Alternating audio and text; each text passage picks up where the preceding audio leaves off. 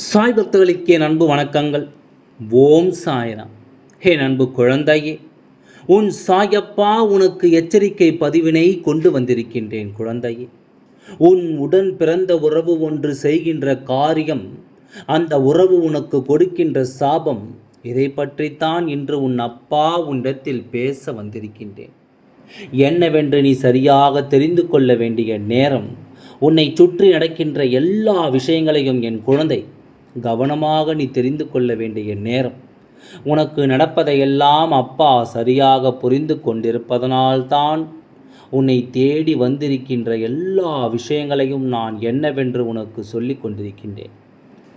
உன்னை சுற்றி நடக்கின்ற அத்தனை விஷயங்களையும் உனக்கு நான் சரியாக புரிய வைத்து கொண்டிருக்கின்றேன். அப்படி இருக்கும் பொழுது உன்னோடு இந்த அப்பா இன்று உனக்கு சொல்லக்கூடிய விஷயம் உன்னுடன் பிறந்த உறவை பற்றியது என்றவுடன் அதை ஏற்றுக்கொள்ள முடியாமல், சாயப்பா அப்படியெல்லாம் என் உடன் பிறந்தவர்கள் இல்லை, யாரும் எனக்கு சாபம் கொடுக்க மாட்டார்கள், யாரும் நான் வாழக்கூடாது என்று நினைக்க மாட்டார்கள் என்று நீ சொல்லிவிடுவாய். இது எனக்கு நன்றாக தெரியும்.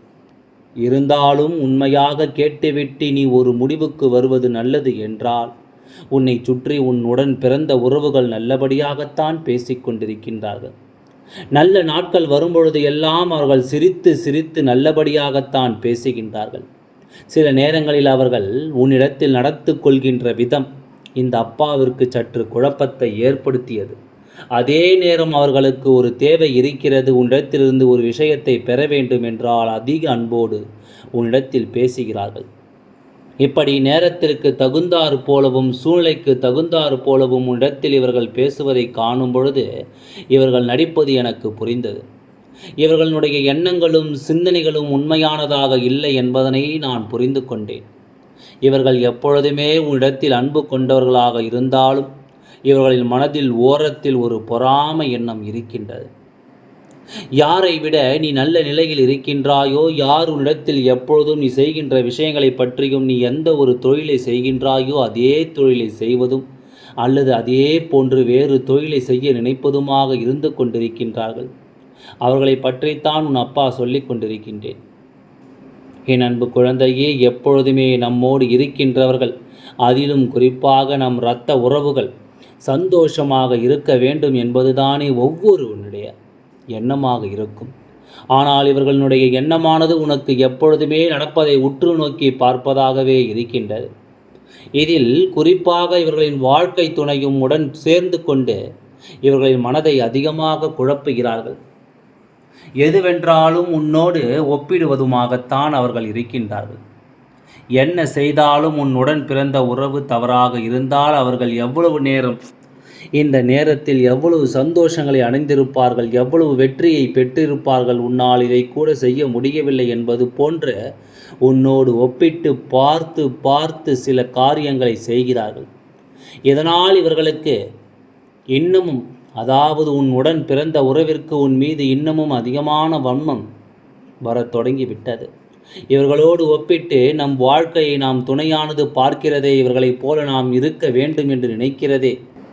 இவர்கள் இப்படியெல்லாம், அதாவது இவர்கள் இப்படியெல்லாம் பல சாதனைகளை அவர்கள் வாழ்க்கையில் செயல்வதனால்தானே நம்மை இது போன்று நினைக்கிறார்கள் என்று சொல்லி உனக்கு அவர்கள் மனதளவில் சாபத்தை கொடுக்கிறார்கள்.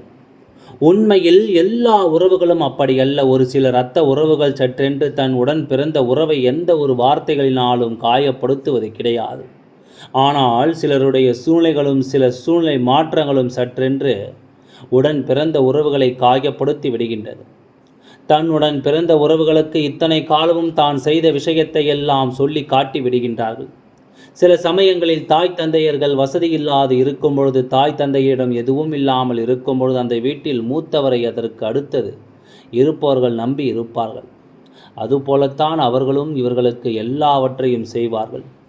ஆனால் எல்லோருக்கும் தனித்தனியான ஒரு வாழ்க்கை அமைந்துவிட்ட பிறகு நிச்சயமாக ஒரு நாள் பேசும் பொழுது, நான் உனக்கு அதை செய்தேன், நான் உனக்கு இதை செய்தேன் என்று பேசுகின்ற ஒரு வார்த்தைகள் வெளிக்கத்தான் செய்கின்றது. அப்படி இதை நீ சொல்லி காட்டுவாயானால் நீ செய்வதற்கு எந்த புண்ணியமும் இல்லை அல்லவா? செய்ததோடு மட்டுமல்லாமல் ஒரு சிலர் இவர்கள் வளர வளர என்னவெல்லாம் செய்தார்களோ அதை அவர்களிடத்திலிருந்து பெற்று விடுவார்கள். ஆனால் அதன் பிறகு நான் அதை செய்தேன், இதை செய்தேன் என்று சொல்லி காட்டுவது வழக்கமாக இருக்கின்றது. இது இவர்களுடைய கீழ்த்தரமான எண்ணத்தை தான் வெளிப்படுத்துகின்றது. இவர்களுடைய கீழ்த்தரமான குணத்தை தான் அது வெளிப்படுத்துகின்றது. உண்மையில் அந்த சிறிய குழந்தை என நினைத்திருக்கும் தெரியுமா? தன் உடன் பிறந்த பெரிய தன் தாய் போல தந்தை போல மதித்திருக்கும் தனக்கு ஒரு கஷ்டம் என்று ஒன்று வந்திருந்தால் தன் தாயாகவும் தந்தையாகவும் இவர்கள் இன்று நம்மை காப்பாற்றுவார்கள் என்று நினைத்திருக்கும். அண்ணனாக இருந்தால் தகப்பனாகவும், தகப்பனாக இருந்தால் அக்காவாக இருந்தால் தாயாகவும் நினைத்து அவர்கள் மீது அத்தனை அன்போடு இவர்கள் பின்னி பிணைந்திருப்பார்கள். ஆனால் இதையெல்லாம் தாண்டி அவர்கள் ஒரு விதமான வன்மத்தை இவர்களின் மீது திருப்பும் பொழுது இத்தனை நாளும் அவர்கள் செய்தது ஒன்றுமே இல்லாததாக மாறிவிடும். வாழ்க்கையில் பல பிரச்சனைகளுக்கும் வர தொடங்கிவிடும். சில காலம் சென்ற பிறகு உடன் பிறந்த உறவுகளுக்குள் பேச்சுவார்த்தைகள் இல்லாமல் போய்விடும். ஆனால் இது வெளிப்படையாக சொல்லி காட்டுவது ஒரு ரகம். எதையும் சொல்லி காட்டாமல் அமைதியாக இருந்து தான் என்னவெல்லாம் செய்திருக்கிறோம் என்பதனை மற்றவரிடம் சொல்வார்கள். அந்த மற்றவர்கள் உன்னை பார்த்து சிரிப்பார்கள்.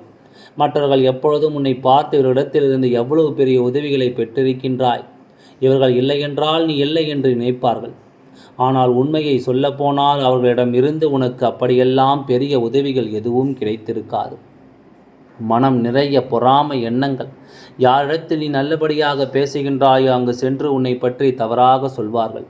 அந்த நட்பு தனக்கு கிடைக்க வேண்டும் என்று நினைப்பார்கள். நீ யாரிடத்தில் நல்லபடியாக சந்தோஷமாக பேசிக்கொண்டு சிரிக்கின்றாயோ அந்த இடத்தில் இவர்கள் இருக்க வேண்டும் என்று நினைப்பார்கள். இப்படிப்பட்ட ஒரு இரத்த உறவு உனக்கு இருக்கின்றது. இந்த இரத்த உறவு செய்கின்ற விஷயங்கள் எல்லாவற்றையுமே இந்த சாயப்பா நான் ஏற்றுக்கொள்ள முடியவில்லை. என் குழந்தையே, இவர்களினுடைய செயல்பாடுகள் ஒவ்வொரு நாளும் ஒவ்வொரு விதமாக இருப்பதை காணும் பொழுது அப்பா நிச்சயமாக இவர்களின் மீது கோபம் கொள்ளத்தான் செய்துவிட்டேன். இத்தனை நாளும் இந்த உறவுகள் உனக்கு உன்னிடமிருந்து எந்த அளவிற்கு நன்மைகளை பெற முடியுமோ அந்த அளவிற்கு நன்மைகளை பெற்றிருக்கிறார்கள். எந்த அளவிற்கு உன்னால் அவர்கள் பலனடைய முடியுமோ அந்த அளவிற்கு இவர்கள் அடைந்திருக்கிறார்கள். அப்படி இருக்கும் பொழுது மேலும் மேலும் உன்னை காயப்படுத்த நினைப்பதற்கு என்ன காரணம்? இந்த வாழ்க்கையில் எப்பொழுதுமே இவர்கள் உனக்கு ஒரு விதமான எண்ணங்களை கொடுக்கிறார்கள். நம்மை ஏன் இவர்கள் காயப்படுத்துகிறார்கள், அதன் பிறகு ஒன்றும் தெரியாதது போல நடித்து விடுவதும் எந்த வகையில் நியாயமாகும்? இதில் ஒரு முக்கியமான விஷயம் இருக்கின்றது. என்ன தெரியுமா? இவர்கள் உனக்கு இது போன்ற விஷயங்களை செய்வதோடு மட்டுமல்லாமல் உன் பெற்றோர்களிடத்திலும் அவர்கள் நல்ல பெயரை எடுக்க வேண்டும் என்பதற்காக தன்னை நல்லவராகவும் உன்னை தீயவராகவும் சித்தரிக்கிறார்கள். அதையும் உன்னை பெற்றோர்கள் நம்பி விடுகின்றார்கள். இது மிகப்பெரிய பிரச்சனையாக உன் வாழ்க்கையில் இருக்கின்றது. இதைத்தான் அப்பா உனக்கு சொல்ல நினைக்கின்றேன். சில நேரங்களில் உன்னை பெற்றோர்கள் உன்னை புரிந்து கொள்ளாமல் ஒரு விஷயத்தை சொல்கிறார்கள் என்றால், உன்னை புரிந்து கொள்ளாமல் ஒரு விஷயத்தை பேசுகிறார்கள் என்றால் அந்த இடத்தில் நீ தெரிந்து கொள்ள வேண்டும். உனக்கு எதிராக நின்று இவர்கள் செய்யக்கூடிய விஷயங்கள் அத்தனையும் பெரிய பெரிய விஷயமாக, உனக்கு எதிராக நின்று இவர்கள் செய்யக்கூடிய கஷ்டங்கள் அத்தனையும் பெரியது. இவர்கள் உன்னை அழித்திடவும் உன்னை மேலும் மேலும் படுத்திடவும் உன்னை சோதனைக்கு ஆளாக்கவும் பல சூழ்ச்சிகளுக்குள் உன்னை தள்ளிவிடவும் இவர்கள் இறங்கிவிட்டார்கள் என்பதுதான் உண்மை. இந்த நிலையை உன்னுடைய வாழ்க்கையில் உருவாக்க இவர்கள் ஏகப்பட்ட சிரத்தையை எடுத்துக்கொள்கிறார்கள். இதனால் அவர்களுக்கு என்ன கஷ்டங்கள் வந்தாலும் அதை பற்றி கவலைப்படுவதில்லை. எப்படியாவது உன்னுடைய வாழ்க்கையில் நினைத்ததை நடத்த விடாமல் நீ நல்ல நிலைக்கு செல்வதை கண்டு பொறாமை கொண்டு உன்னுடைய வாழ்க்கையில் இவர்கள் கண் திருஷ்டி கொண்டு உன்னை இந்த சூழ்நிலையில் இருந்து நிச்சயமாக வெளியே தள்ள நினைக்கிறார்கள். இந்த குடும்பத்திலிருந்து உன்னை பிரித்துவிட நினைக்கிறார்கள். நீ இருக்க வேண்டிய இடத்தில் அவர்கள் அமர்ந்து கொண்டு உன்னை வெளியே போகச் சொல்கிறார்கள். இதுதான் உண்மை. இனி என்ன நடந்தது, ஏது நடந்தது என்பதையெல்லாம் நினைத்து நீ கலங்காதே. உனக்கு நடக்கக்கூடிய ஒவ்வொரு நல்ல விஷயங்களை நீ என்னவென்று தெரிந்து கொள்ள முயற்சி செய். உனக்கு கிடைக்கக்கூடிய ஒவ்வொரு அற்புதங்களையும் என்னவென்று தெரிந்து கொள்ள நீ முயற்சி செய். சாயப்பா இருக்கும் பொழுது நான் இவர்களை உனக்கு அடையாளப்படுத்த முடியும். இதிலிருந்து தப்பித்து கொள்வது உன்னுடைய வேலை. இதிலிருந்து சரியானபடி உன்னுடைய வாழ்க்கையை மீட்டெடுப்பது உன்னுடைய வேலை. நடந்ததையெல்லாம் நினைத்து நீ கலங்காமல் உனக்கு நடக்கக்கூடிய நல்ல விஷயங்களை நீ என்னவென்று தெரிந்து கொள்ள முயற்சி செய்.